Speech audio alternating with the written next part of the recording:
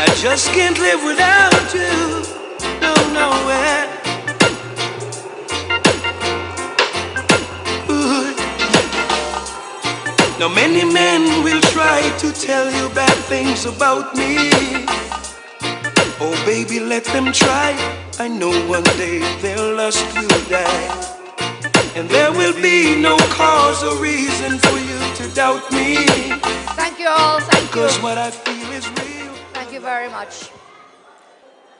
I get the feeling that elections are in the air.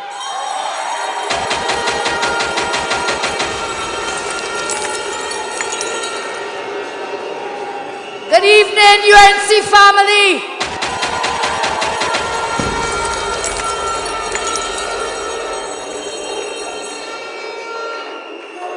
I'm in Moruga, Tableland, so I want to say a very special good night to my brother, former Minister Clifton Likoto.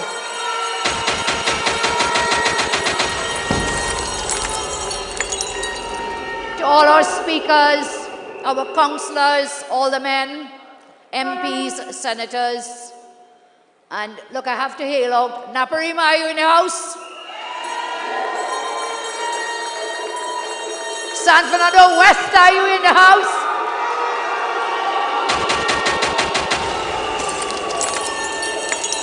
And every other UNC fan, are you in the house?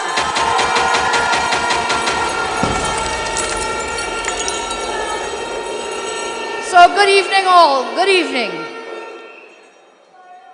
Good evening to all those watching on TV, tuned in on the radio, those who are watching us live on our live stream on Facebook.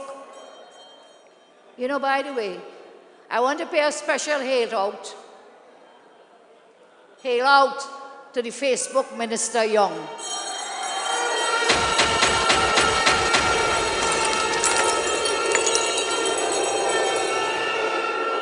Constable Clueless, who is keeping Facebook safe one post at a time. One post at a time. Good night, sir. And you know, I believe this Rowley government is getting very antsy. They know that people are totally fed up of their lies, of their incompetence, and the way that they like to help their greedy friends and family and financiers. And Michelle, well done. The 4 F's. Friends, families, financiers, and Paris himself. And whilst they take care of their own, the rest have to suffer. You know, recently we opened a new office in Tunapuna. Did you know that? And these Rowley people so don't care about people. They're on the platform, you know, doing what? When we open that office, mumbling and grumbling and complaining, telling lies, saying that the UNC want to buy groceries for people. So what's wrong with that? What is wrong with that? And you know what is wrong? Why are they complaining that the UNC is in Tunapuna, helping people fix roof and helping people with some groceries from time to time? You know why they're vexed? Because they are not doing it. They don't care. They have no compassion for the people of Trinidad and Tobago. And so another one of them, they allege that he is getting on his table $100 million for work at the interchange, land at the Europe interchange. When we asked the question in Parliament, the Prime Minister said, no, that is UNC gossip. Prime Minister, today, it is not UNC gossip, but I want you to tell us how much it is Rohan is getting for the land at the interchange. How much taxpayers' dollars? Tell us. Because you see, somebody is telling me it's not 100 million, it is $140 million for that land at the interchange. And there's another man, friend, financier, 100 million in fake oil. So whilst these billions of dollars being spent on their priorities, what is happening to you here? But you see, Your great party, the UNC, we are on the ground. We are going from house to house in every nook and cranny of this country.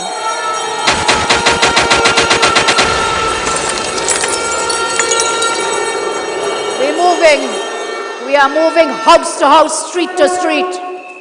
And this is what we are doing because we want to hear from you. We want to hear from you so we can plan and put our policies in place so that we can better help you. And the feedback we are getting is people are without jobs. That is one of the biggest problems in the country today, jobs. People are struggling to put gas in their car because they raise the gas prices, not once, not twice, 3 times. People cannot get basic medicine at our hospitals. Parents are sacrificing to send their children to school. Many are worrying if you're going to keep your home because you've lost your job, but you have a mortgage to pay. And so many are worried about safety, and safety for yourself and for your families, because crime is an all-time out of control. The minister of Facebook, he brings bogus statistics to say crime is down. Well, he and Imbert seem to be getting their bogus statistics from the same place because they're giving us bogus stats about the economy as well. I want to come 24 people and ask you to stand with me. 1, can you stand up, please? Come and stand up. Stand up, councillor. Stand up, please.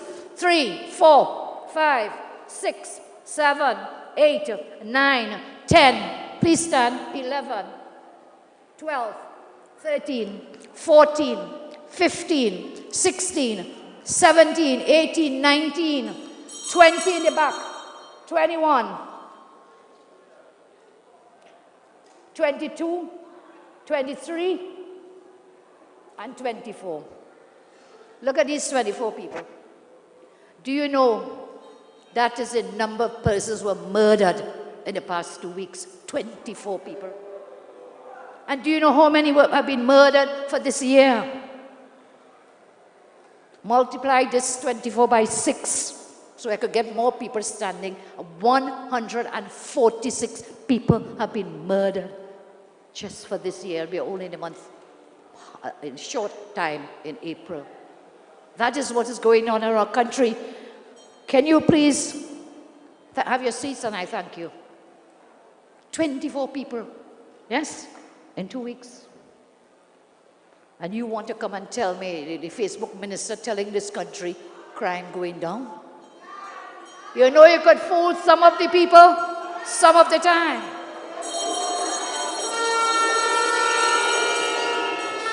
You cannot fool all of the people, all of the time. You cannot do it. And so,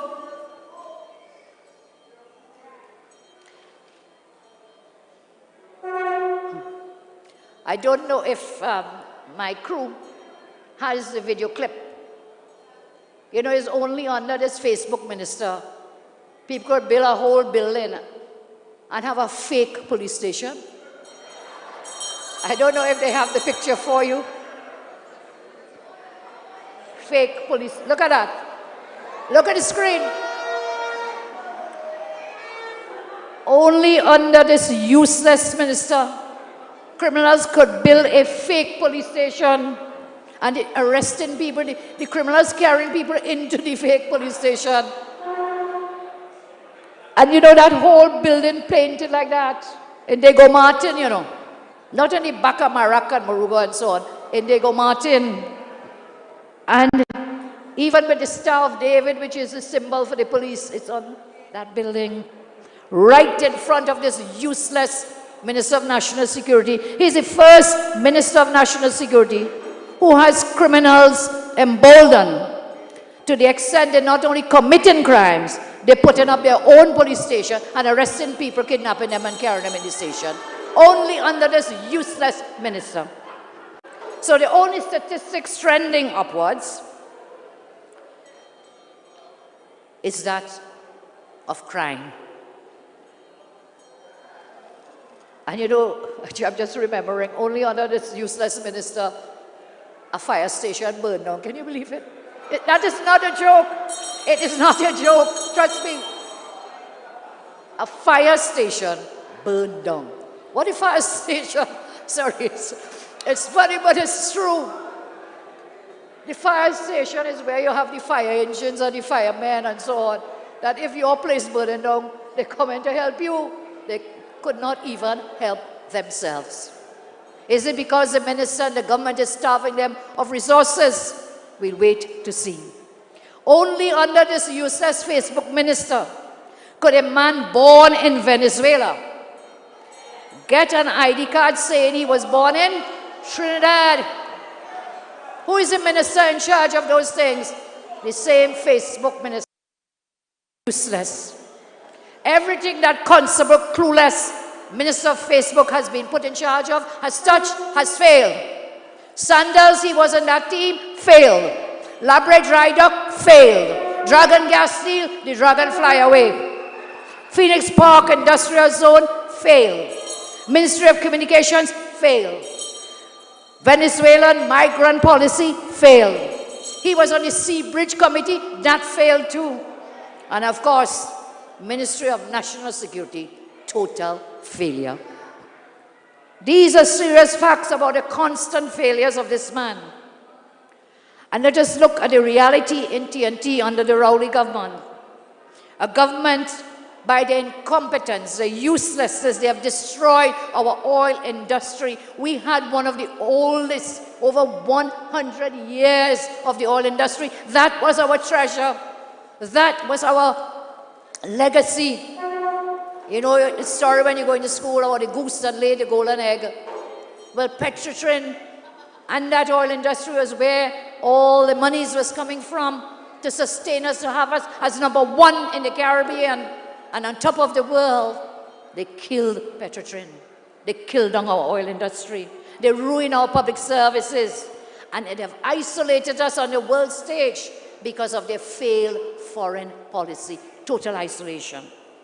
And what they want to come to tell you, imagine a minister of that government, an MP for this constituency, want to talk about yellow bellies. Yellow bellies. Well, I want to tell him tonight, they could talk about yellow belly, red belly, any kind of belly. I am about putting food in hungry bellies.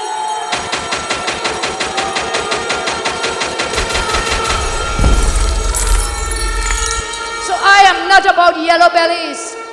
I am not about red bellies or any color bellies. I am about working to put food in hungry bellies in Trinidad and Tobago. Will you help me to do that? Will you help me? We can do it together.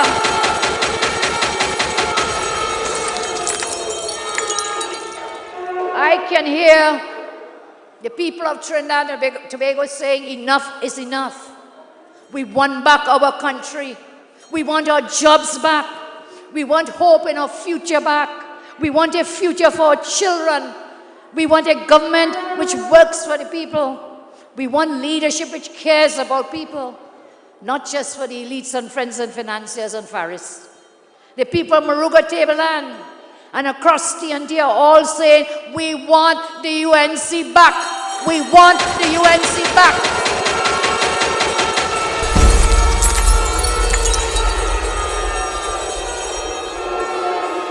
You know, when I had the honor to serve as your Prime Minister, I am proud to say that my government was a government working for everybody all over the country, for Trinidad and Tobago. For 42 out of 57 years, every PNM government, yes, turned its back on the people of your constituency here in Moruga, Tableland. And they continued to turn their backs for the last 3.5 years. Now that we are on the brink of elections, they're running down here into Moruga, Tableland very often. True or not true? They get busy. They have suddenly become very busy all over, running to and fro, cutting ribbons and turning sod. Yes? And so, you know, during my time as Prime Minister, we used to cut ribbon when we finished the project. When we finished the San Fernando, hospital. When we finished the Kanhai Road Presbyterian School, when we finished rebuilding the police station right here in Moruga, when we built the fishing depot in Moruga, La Ruffin, is it, MP? Yes. When we constructed the new community centers here in Moruga, Tableland, and elsewhere, what we did, we cut ribbon. When we completed the early childhood school, we cut ribbon. When we built the new government primary school, we cut ribbon. Yeah. When we paved over 50 kilometers of roads, we cut ribbon. Yeah. When we did over 93 landscapes, that's when the Koto cutting ribbon in Moruga Tableland. Yeah. And so many other projects. We laid water lines in Marak and Laloon. Gonzales, you remember? Those of you who live here, that's when we would cut ribbons. But these guys running around cutting ribbon to start a project. And believe me, they're not going to finish those projects. We will come and finish them.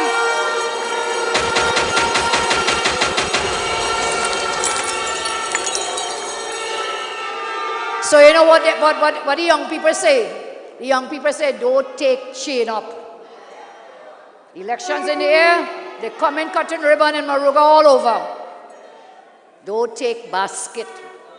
The old people say, but the young ones say, don't take chain up from these P&M because they'll come back. If you are, God forbid, you put them back, they will do the same thing they've done for the 42 of the 57 years in power. So, let us tell this useless, incompetent government that Moruga Tableland will vote UNC and will become a UNC constituency.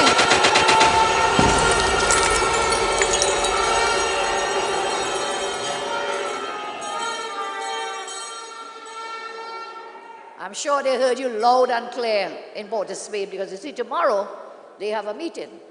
So if you have the time, I really don't listen much to them, but people tell me, tomorrow night. So I tell you, tomorrow night they're coming for me, you know. And they're coming for you here in Moruga Tableland, you know. So be warned. Be warned. But I always tell you, my hands are clean and my heart is pure. And I tell you that up to today. My hands are clean.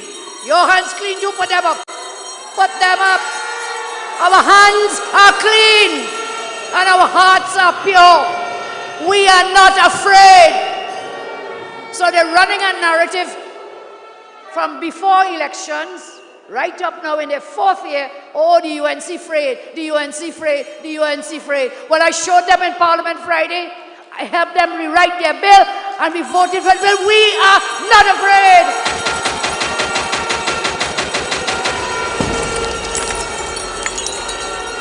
The only thing I am afraid of is I fear my God. I'm not afraid of P&M.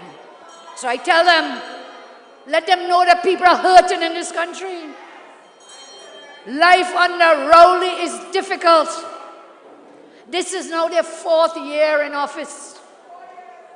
And what have they done to improve your lives? What have they done? Nothing. Nothing. They have done nothing, but they talk a lot. And what is their answer to every problem? What is the answer to every failure is blame Kamla. Blame the UNC. Blame Kamla, blame the UNC. That's all they've been doing. Or when they're not doing that, they lie to you. They lie to the country. A week ago, the Minister of Trade, big headline, Minister of Trade, telling the manufacturers of our country that recession done. You hear lie? That is bigger lie. That is more than lie. What is the reality? Imbert has killed the Trinidad and Tobago economy. And you know, that is what happens when you put people with no experience in finance. You put an engineer to run the Ministry of Finance. He has killed the economy. Despite their lies of turnaround and stabilization, independent international organizations have painted a completely opposite picture. So the lies from the government, They are now saying and doing something very frightening. They want to convince you that these reputable international organizations are the ones that are telling untruths, and they say, well, that's fake news.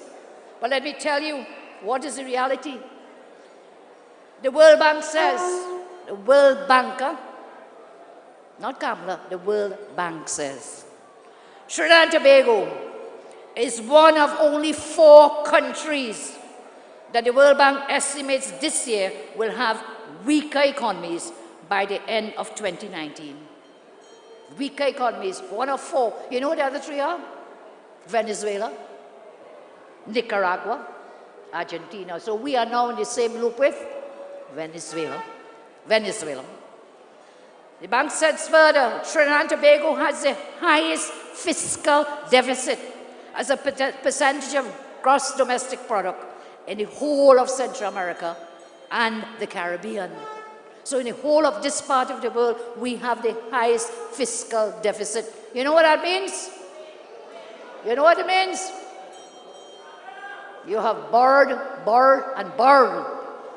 And you are owing, and owing. We are in debt, in the valley of debt.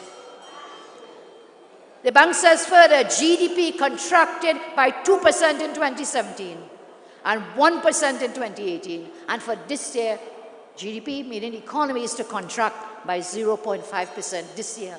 So we, instead of growing, what we are doing? We are contracting. We're going contracting. We are at a stage of what is worse than even a recession. We are at what they call stagnation. Nothing is happening in the economy. Fitch Solutions tells us, another international group. And the Minister of Finance said that was fake news. But again, this is not Kamla, this is Fitch Solutions. I quote, over the medium term, we expect the central bank of TNT will devalue the dollar. Our view is underpinned by our expectation that TT's external accounts will remain weak, keeping the peg under downside pressure and undermining the bank's ability to support the peg. They say further, capital outflows have been driven by a weak business environment and TT's unfavorable interest rate differential with the US. You know, I've said this many times before, you cannot tax a nation into prosperity.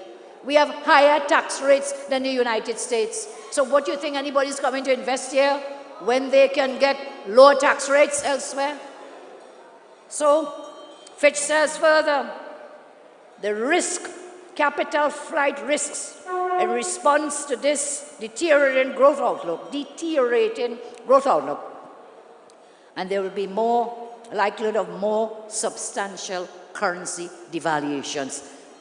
The finance minister says, fake news. This is from Fitch Solutions, international agency. And finally, the IMF.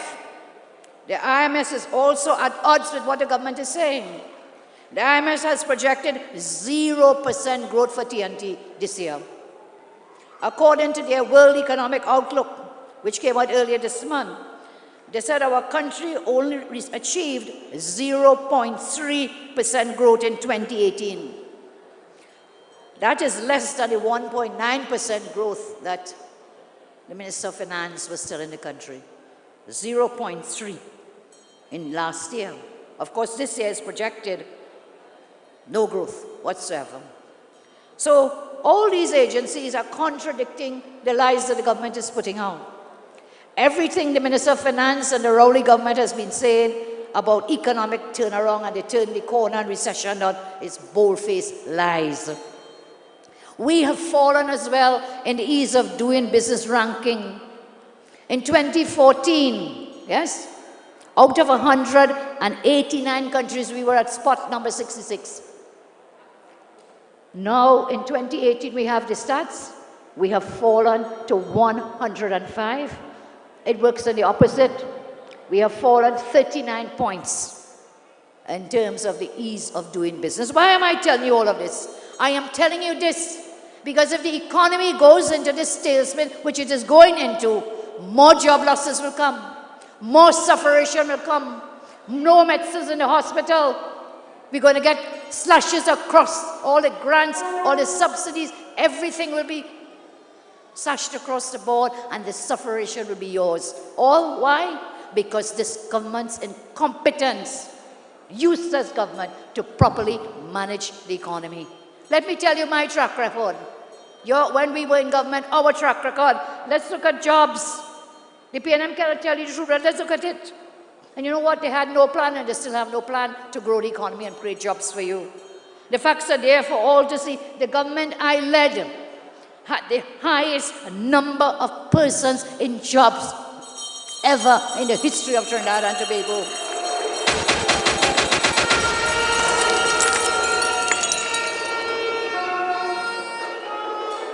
When we left office,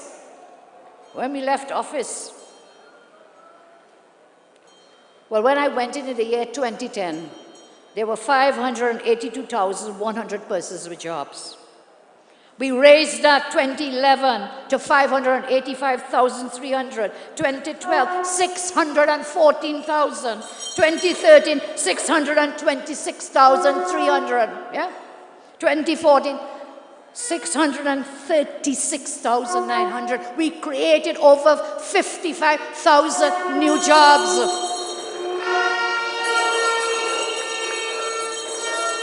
Under the red and ready, there have been over 50,000 job losses in the 3.5 years. Let's look at the unemployment rate. When we were in government, our country had the lowest ever unemployment rate in Trinidad and Tobago.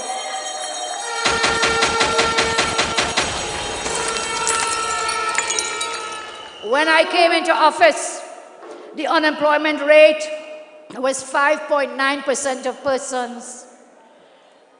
We took it to the lowest ever in our history in 2014, 3.3%. And when we left office in 2015, it was 3.4%. You know where it's going now?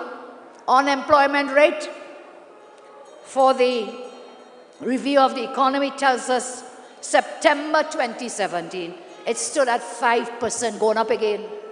Remember I came in, it was 5.9. Bring it down to 3 something. They are taking it back. And you know something here with the stats? They have not published any unemployment data since June 2017. You could give me a guess why? You could take a guess why? No data from June 2017, yes?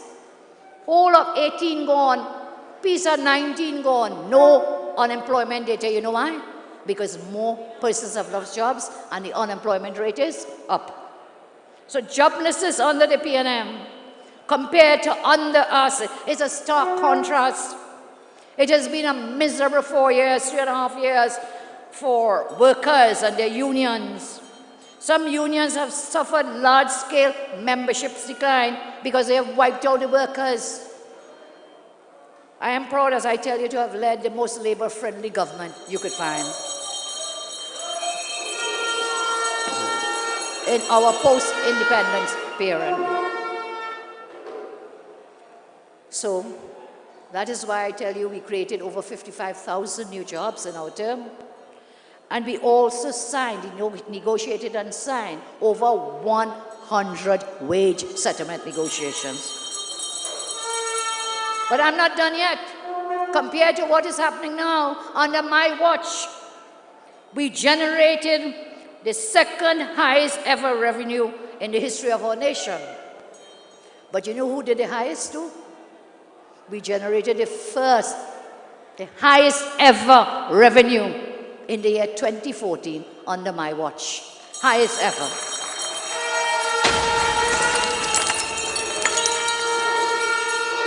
And guess what? We did that. We created these jobs. We brought the unemployment down. Yes? Talk to you about revenue earners. And we did all of that without one single new tax. Not one new tax. No new taxes. You know, sometimes we have short memories. So now we have their 3.5 years to compare with my 3.5 years and so on. You can see it's like chalk and cheese. You can see the stark contrast and the difference for their management of the economy and our management. And we did that, as I said, not one new tax. We even went so far to reduce taxes. We took off the VAT on over 7,000 food items.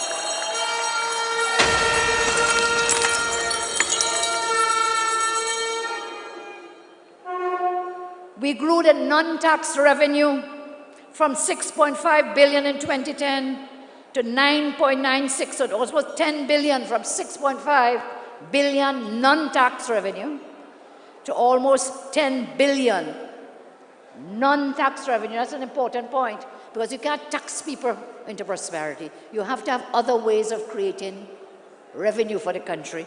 We raised it up from 6.5 billion to almost 10 billion in 2015.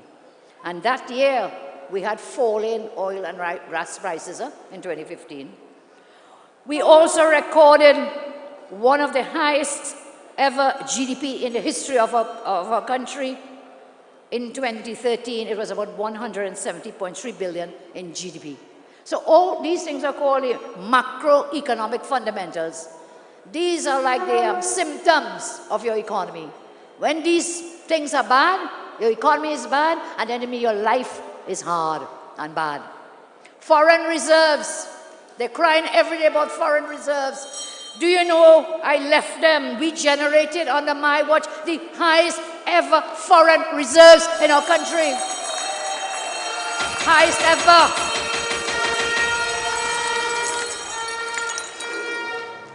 We were able to generate the highest ever foreign reserves in US dollars in the history of our nation. And you know what's going on with these people, boy? They are drawing down on those reserves day by day. And where is the money going? Fake oil, yes? Into fake oil, into 23 million rentals, into 100 million for land at the interchange and so on in Europe. Their priorities are totally upside down. They will not provide the medicines, they will provide the grants, the roads, the bridges, the schools for you, but they'll put it in the pockets of their friends, their family, their financiers, and Pharisees. That's what they're doing. Listen, listen. International reserves, net international reserves. When we left office, we left them about $11 billion in US foreign reserves. They have brought it down in February of this year to 7.4 billion. So they've spent what? In 3.5 years. They're drawing down those reserves that we left. So I share this with you. And yet still, they say we thief. Yes? Thief always like to call other people thief, you know. Because they know what it is. They know how to do it. And we spent money for the development of our country. We could show the laptops, yes? We could show the hospitals, the schools, the police and the fire stations, highways, drains, dredging watercourses, houses, access roads, a new university campus. They refuse to open the campus. Every Monday morning they come with a new plan for the South Campus. So the latest thing I'm hearing, they're saying they want to do some kind of medical something there. You cannot open the completed Couva Children's Hospital. You want to come and do something in South. Huh? About medical? Shameless. Shameless. Bold-faced liars. We had the state-of-the-art cycling velodrome, aquatic center, national tennis. I can go on and on. And in case that man, Prime Minister Rowley, you know, he said we only build down in South and Central. Don't forget the state-of-art Diego Martin Health Facility. We built right in Diego Martin. Don't forget that. And I saw something really jokey. Nice picture. See 3 fellas posing for picture in San Fernando. Minister Lee Hunt, A.G. Farris, and somebody else. I think it's the Mayor Regrello. 3 PNM fellas in San Fernando. And boasting about a $650 million wastewater project in San Fernando. Yes? Well, let me tell you, that is a UNC project. They will not finish it. They will not do it.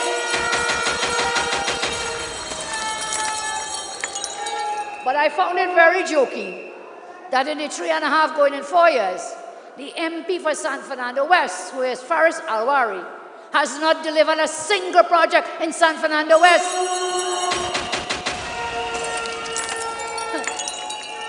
San Fernando West is in the house. No projects in San Fernando West. So he comes a few days ago to, guess what? To turn on some lights. The one project he did was some LED lights that they turned on in San Fernando West. Nothing done in San Fernando West. And so, 4 years in office, they have spent more money than we did in our 4 years, and they do not have anything real to show for it. The projects we did, you could see them. You could touch them, yes? You know them, you could smell them too. You could experience these projects with all of your senses. This wicked, clueless, incompetent government.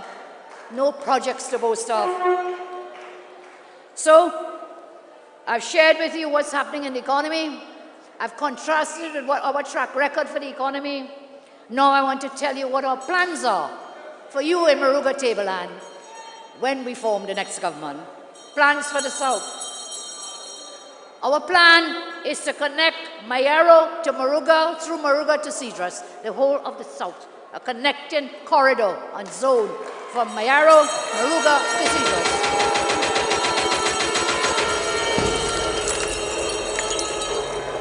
And that is why I told you we will have to build the highway from San Fernando to Moruga. And this government, since they came and stopped the highway going down to Point, we will have to continue that highway. So we will have a corridor here too, on the south, Mayaro, through Moruga, all the way down to Cedros.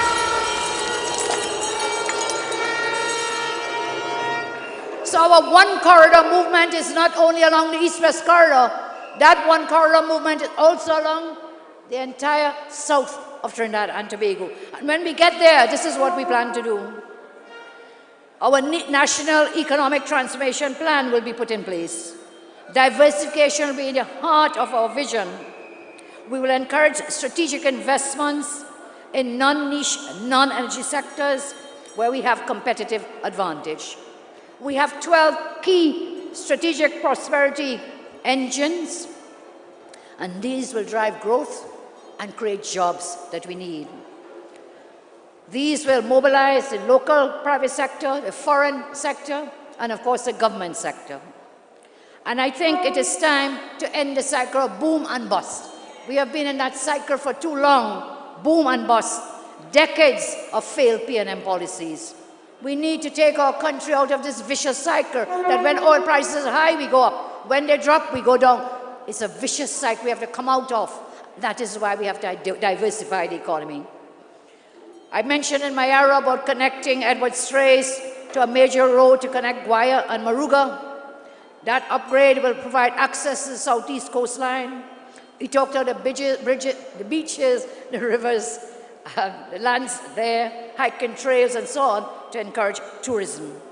I want to turn, as I say, here about the Cedros, Moruga, Mayaro economic zone. This will comprise a commercial services port, agro-processing facilities, coconut, rice, peppers, pineapple, cocoa, tourism facilities. And then here you all have, you know Trinidad and Tobago produces the largest amount of pineapples in the Caribbean. Did you know that? Well, if you're in Moruga Tableland, you must know that. Because right here in George Village, in Khorasan, in this Moruga Tableland constituency, we have pineapple growing everywhere.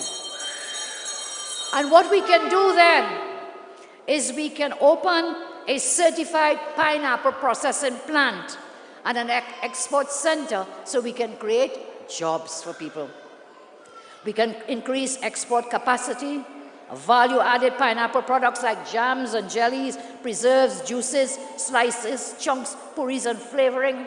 And do you know you can use the leaves of the pineapple for leather and to make a special kind of paper? All this we can do right in your community, to grow your community and to grow jobs in your community. Of course, government will provide support to investors and deal with incentives to make these things happen.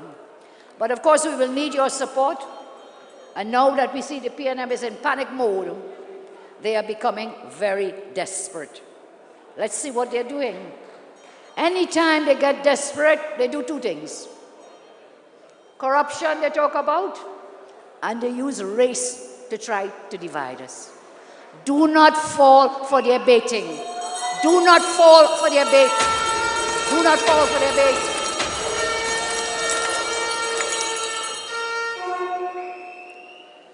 And so I warn you, these are their two weapons that they will use.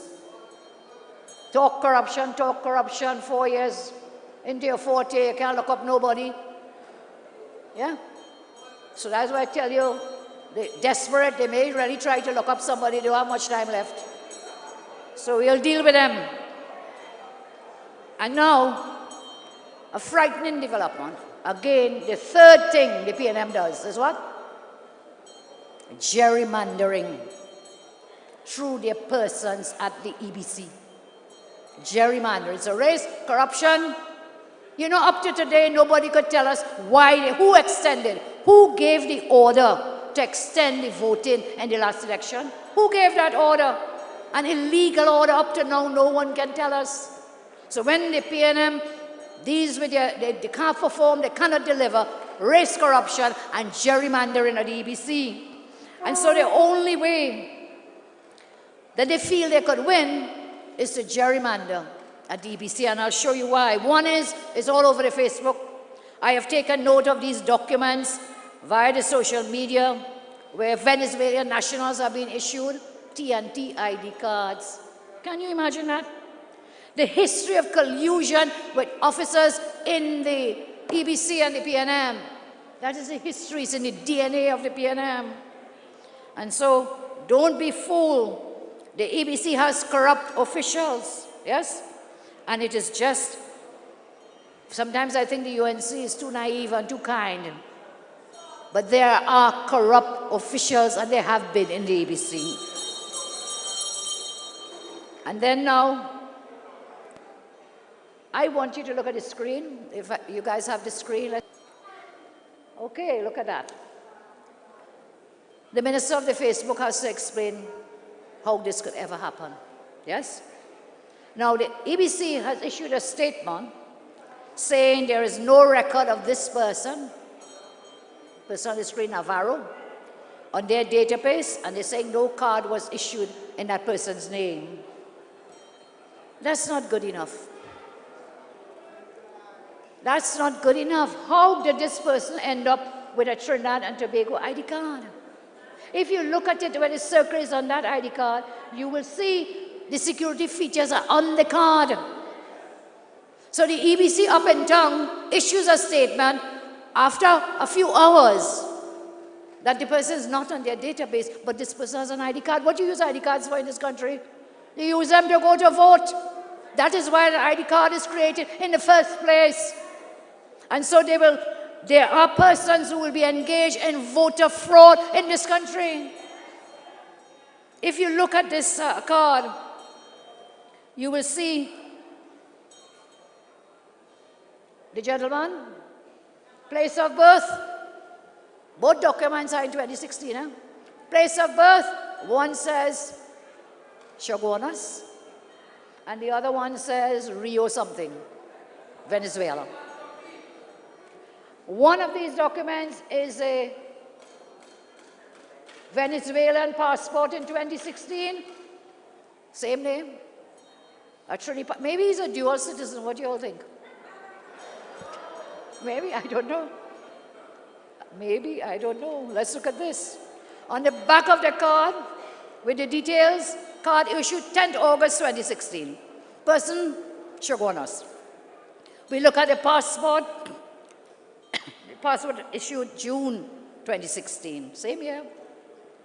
I am told by someone from the Immigration Department that they have a record of this passport being used for that person to come into Trinidad and Tobago. So it's a genuine Venezuelan passport. How does a Venezuelan national who has a bona fide Venezuelan passport, listing his place of birth as Venezuela, now hold a Trinidad and Tobago ID card listing as Shagona Swan. You know, last year, you say you have to connect the dots, you know. Last year, I heard the Prime Minister on a political platform in Chaguanas East saying the PNM is looking to capture the marginal seat of Chaguanas East. Where is this person? Where is he? You know where in Chaguanas? Montrose. You know where that is?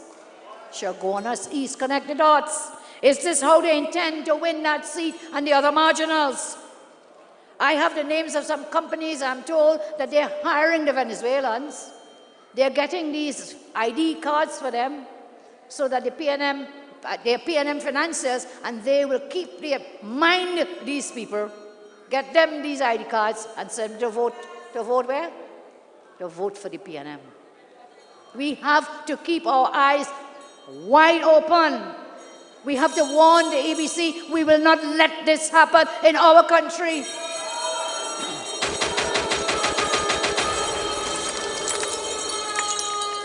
This must not happen. We have to be vigilant. I want to remind you also of a story in the Express, January 19th, where they did an expose of persons selling birth certificates. The article spoke about Venezuelan nationals getting TNT birth papers at a cost of $3,500. 2 days after, in the Senate, A.G. Faris was asked a question, and he said they have launched investigations, and subsequently we found out, he said they launched investigations, and after we found out that they had taken staff out of that place, from that unit, and they had put them somewhere else. What has become of that case? How many birth certificates in this country have been sold, and to whom? Who has been held accountable? Why was the staff simply reassigned? How many other cases are there as this Louis Navarro? You know, the racketeering continues under this wicked government. I tell you tonight, let us connect the dots. Let us connect the dots. So, gerrymandering, these fake IDs and so on, but they also gerrymander the boundaries. We just got the latest EBC report, local government report, and the general elections report. Listen to this. The EBC moved 4 polling divisions from San Fernando East into San Fernando West, all to the benefit of whom? The PNM. 2 of these polling divisions were moved just before the 2015 elections. And these 2 now, another 2 coming out of San Fernando East. Traditionally, we know the voting patterns. Historically, San Fernando East, those polling divisions have been PNM. You know what they did to do this, to achieve this thing? They went to Oropouche East. They took 3 polling divisions from Oropouche East. Picture it, huh? Take out 3 PDs, Oropouche East. They put them into San Fernando East. And then they take them from San Fernando East and drop it where before last elections? Into San Fernando West. My God, why didn't you just take the Oropouche East and drop them straight into San Fernando West? Why? Why? Because they have boundaries, the borders are the same. But you did this, why? Because to benefit the marginal seat of San Fernando West, gifted to the PNM. Let me explain this, to see the corruption and the gerrymandering that is happening. They said San Fernando East had too few voters. They said San Fernando West had too few voters. Oropouche was right there, close to the limits and so on. They could have moved the PD from Oropouche East, 1, and sent it to San Fernando East because they were smaller. And then I said they could have taken the 2 Oropouche East and put it into San Fernando West. Simple. Why you had to go this circuitous route?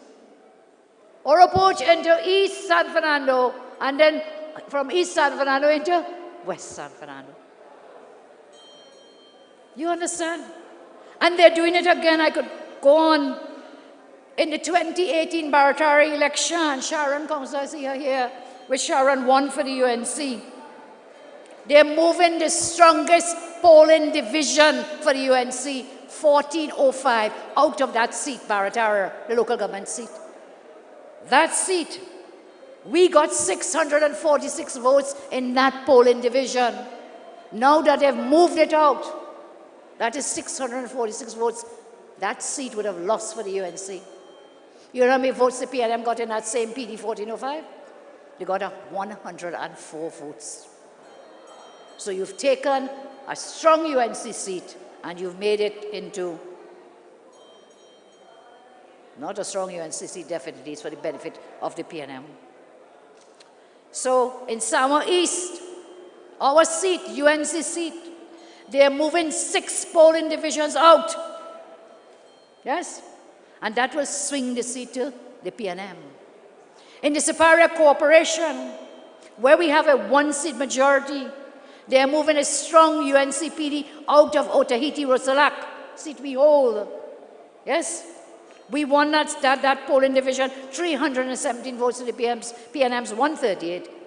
They are now moving that PD out, which will put that seat, local government, into deadlock for the benefit of the PNM, and thereby deadlocking and tying the Superior Corporation. But you know what?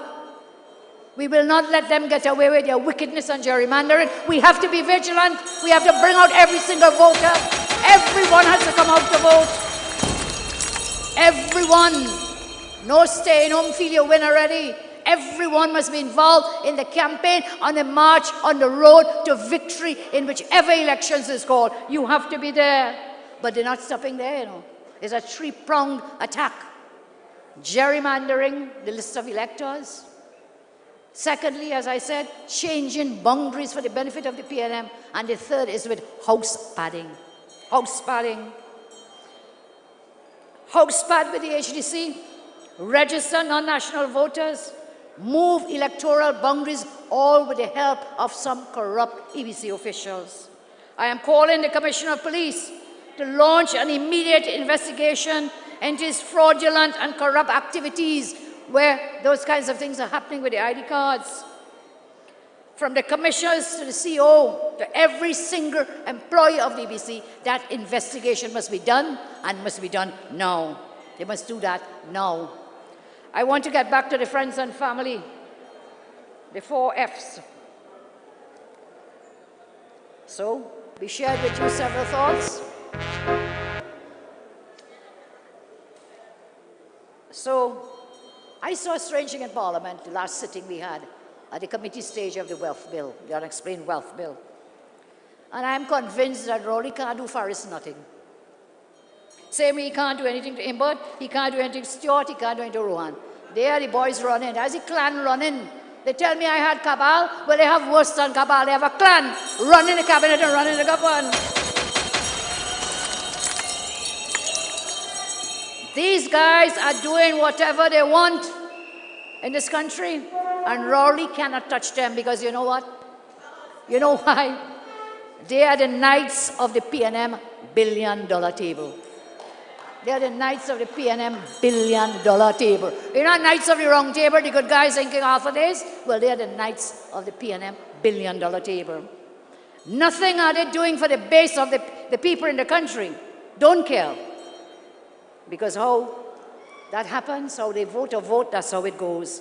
And I saw Arawi in a committee stage last Monday disregard Rowley at the end of nearly towards the end of it. And Rowley is telling him, no, you can't do that, you can't do that. I was there arguing for a certain amendment. The MPs are laughing, they remember what happened. And Rowley is there as usual, grumbling and rumbling and rumbling. And telling Faris, no, no, no, don't do that, don't do that, do that. And Faris said him, I'll talk to you later, Prime Minister. True or not true? True, happened. So he afraid the man, he can't tell him nothing. So let's leave that talk about one of the elite bosses, Faris. You know, before you ask people to explain their wealth, you must explain your own. The last time I told you about a company named Zaman, that the Rowley government decided to gift the $23 billion for your tax dollars. That was in addition to what they had already been paying, the $100 million for number 1 Alexandra Street. This company, Zaman, owned by the AG and his wife, after I exposed them, the AG went in such a tailspin. He was going on radio program after radio program. He could not even remember the rent that he charged the government, or maybe he didn't want to remember it. From $14.31 per square foot, guess what happened? He goes on the radio and he says, $7. Oh God, how that could be 100% more? He goes on the radio. I listen to shameless Rawi trying to convince your country, this country, he got value for money in renting number 3 Alexandra Street for $23 million. So let's look at that screen again. Let's play that video clip.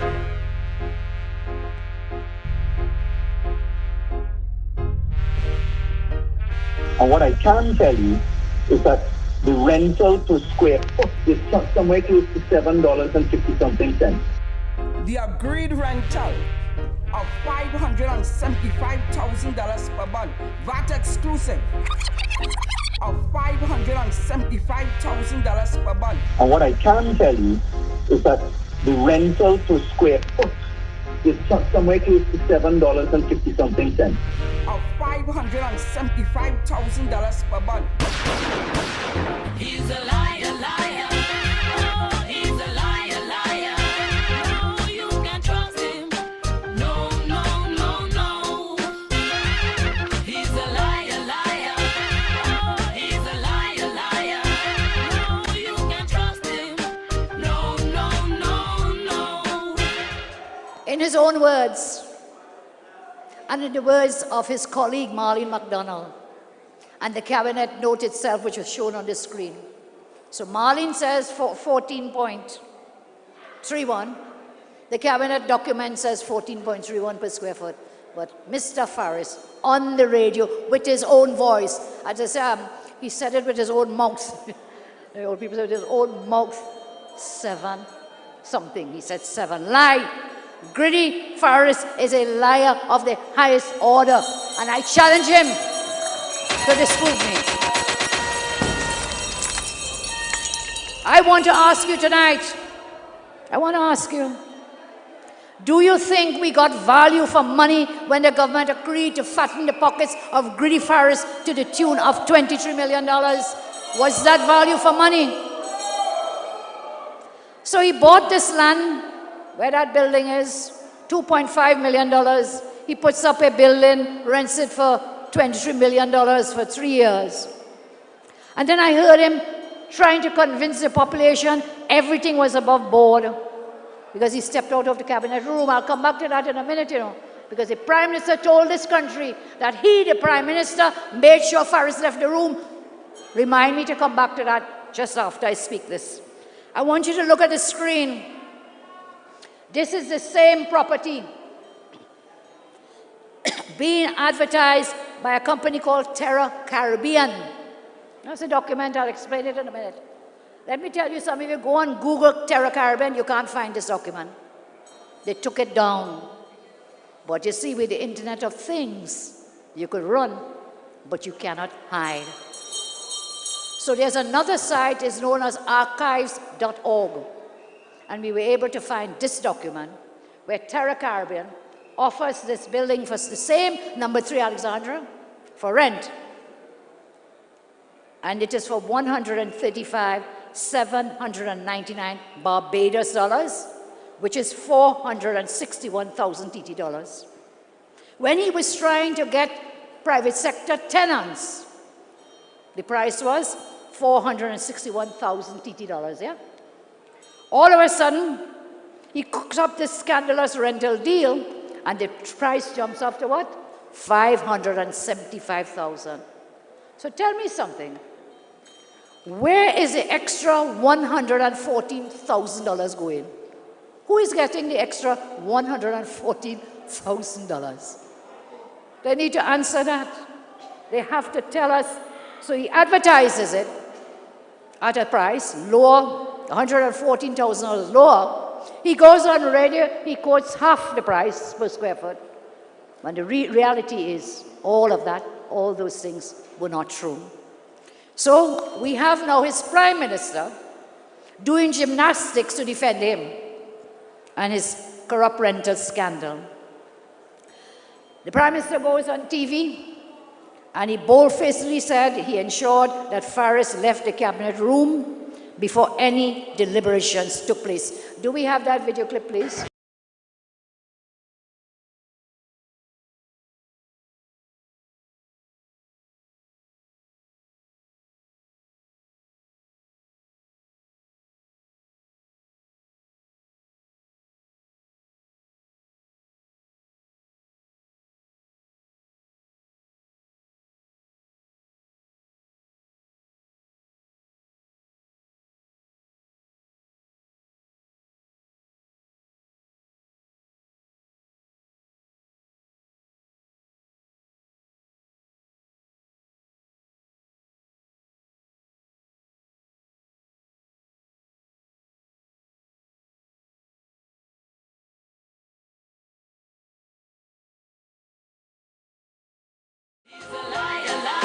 But you know, I think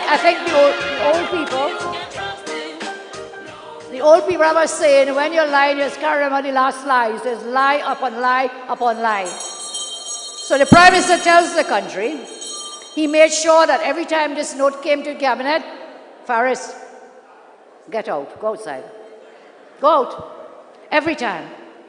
Then we have Marlene MacDonald, on the clip, I'm giving you in their own words.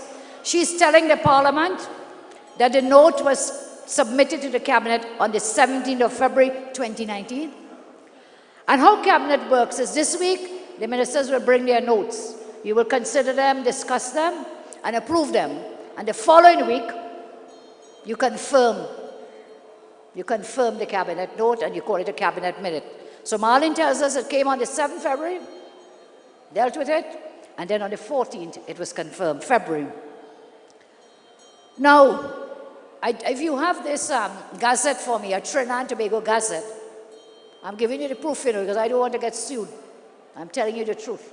A Trinidad and Tobago gazette of the 14th of February 2019, page 282, paragraph 272. Do we have the paragraph, crew? And I'll read it for you. Paragraph 272. This says that Imbert, acting as Prime Minister between the 5th and the 8th, but this particular paragraph, revocation of appointment to perform the functions of Prime Minister.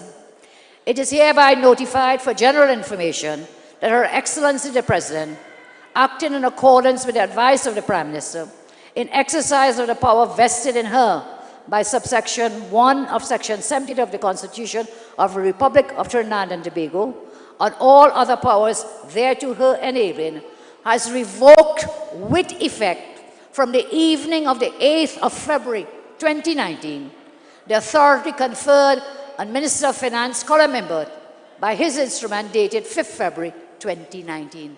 The man was not in the country on the date the note was submitted to the Cabinet. That is lie. You see what, again, they are lying so much they are tripping up themselves with the lies they're trying to tell the country. Thank God we have people who remember and see things. How did Keith Rowley then ensure that Faris left the room when he was in Uruguay? How? The fellow must be a magic man. How did he ensure did he make a phone call? How did he do it? Are there two Keith Rowleys? Oh God, no, please. I don't think we want, I don't think. Please God, I hope not, I hope not. So here it's clear they're lying to us. They're lying, they're defending their elitist friends and financiers. The greed of these elitist members of this government will cost this country millions of dollars, hundreds of millions. You see, they explained the wealth legislation, demonstrated one thing more than anything else about the PNM, and more so their Attorney General, is their hypocrisy. Hypocrisy.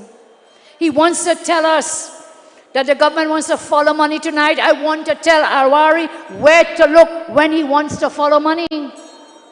I want to tell you something, some facts about a box. This is not an ordinary box. This is a special type of box. This is a kind of box you have never heard of before tonight. I will not only tell you about this box, I will also tell you who is inside of that box. There is a company registered in the company's registry by the name of A-Box Investments Limited. This company was incorporated 9th November 2004.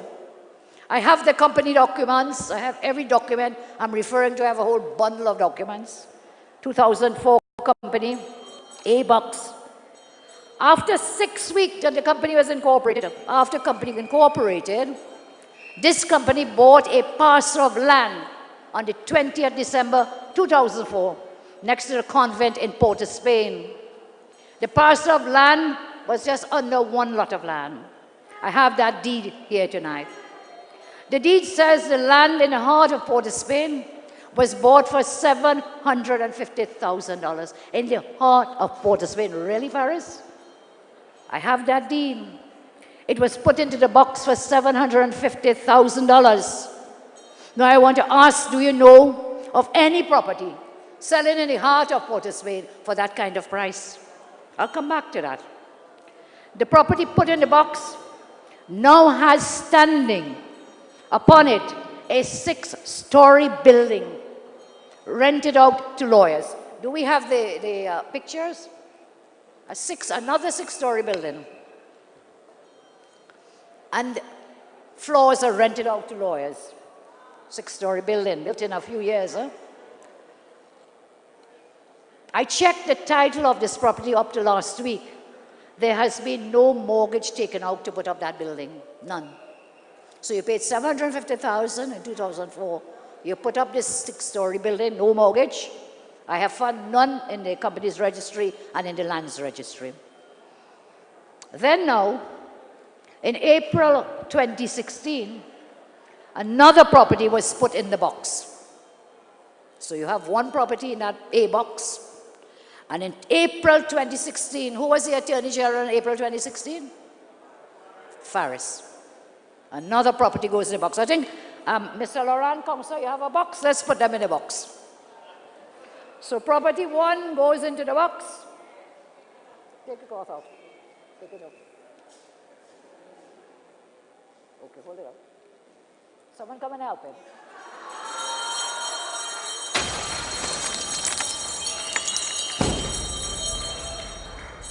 That's the first property, okay? First property. And then another property.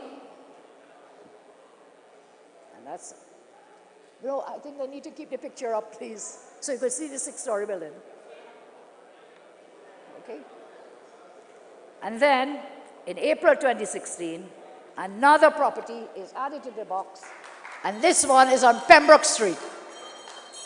There you go.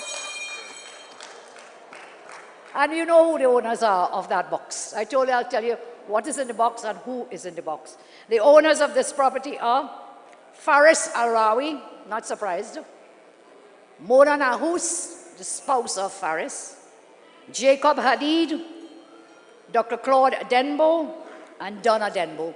They are the owners of the properties there. When the property was first put in the box in 2004, the deed was prepared by none other than Mona Nahous Al-Rawi. That is the wife again of the AG. And they bought the property from a company known as Radical Designs Limited. You know who owned that? I think you all know. That was a guy known as Gary Hunt. He was the P&M minister who put the $2 million flag up at the stadium while he was a P&M minister. Tonight I want to ask a few questions about this box. Okay? And again, can you put up the picture of the building, please? Thank you. I think my council is getting a little tired, so you get the picture, don't you? Thank you, Lauren. Thank you, Lauren. Put stand up. Let us stand up. My council likes the theatrics. Give him a round of applause.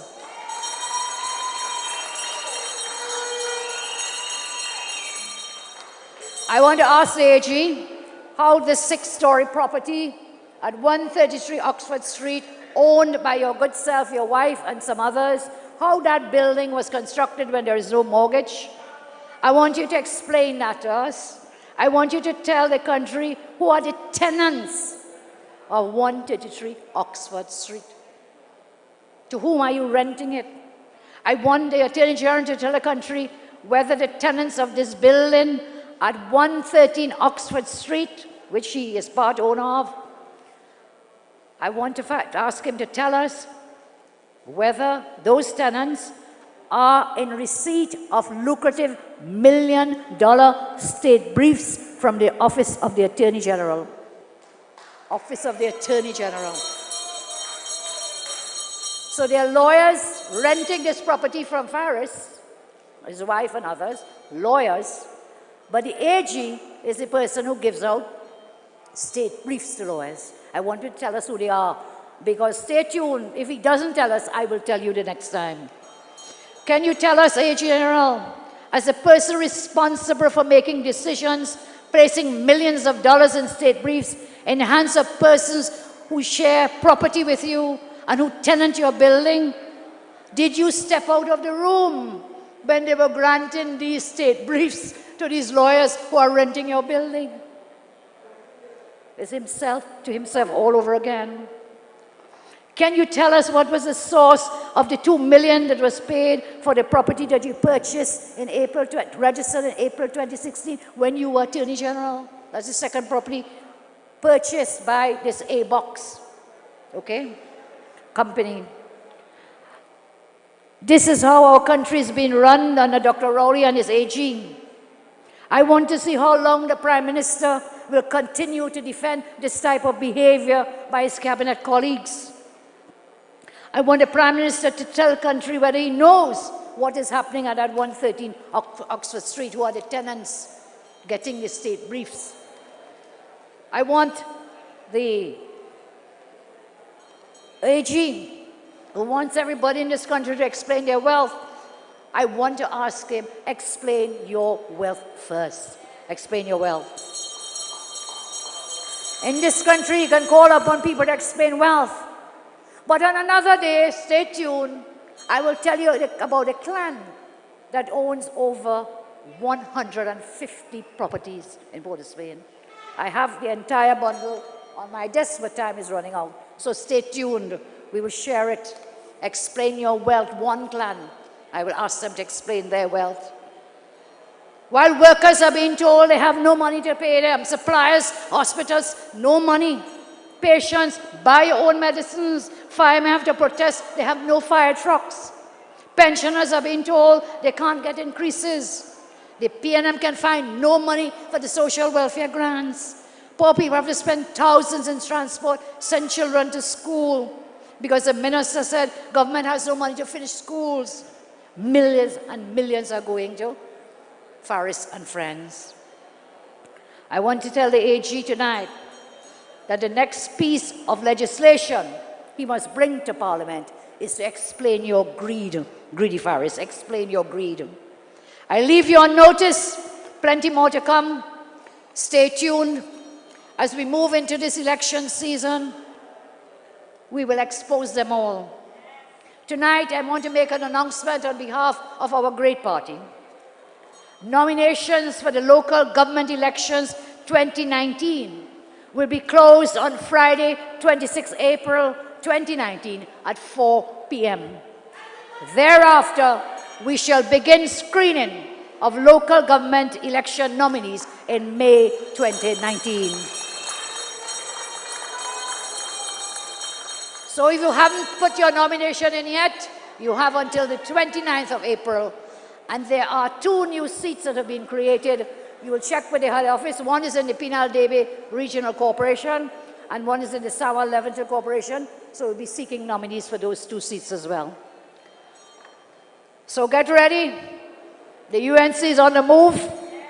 You know that the UNC delivers. You're seeing unprecedented development throughout the country, or plans, or projects, or policies. We have a track record. I know that there were some ups and downs, and we did make some mistakes, I made some mistakes in the last rounds, but I am human, and I take the blame for those mistakes. We have our good days and not so good days. But in all of that, I always strive to make decisions to uplift the less fortunate and the poor people of our country. Tonight, I hold my hand up and I say sorry for whatever mistakes that we made during 2010 to 2015. I will take the blame for some of those mistakes. In fact, I'll take all the blame for that. But I will also take the blame for all the delivery, all the performance, because performance beats all talk anytime and every time. As you leave, always remember, no matter how tough your position is in life, do not ever give up, because I will always fight for you until the day I leave this earth. I will fight for you until that day. And you have had leaders before me. You will have leaders after me. But trust me, you will never ever have a leader who loves you more than I love you. May God bless you. May God bless the UNC. And may God bless Trinidad and Tobago. Thank you all very much.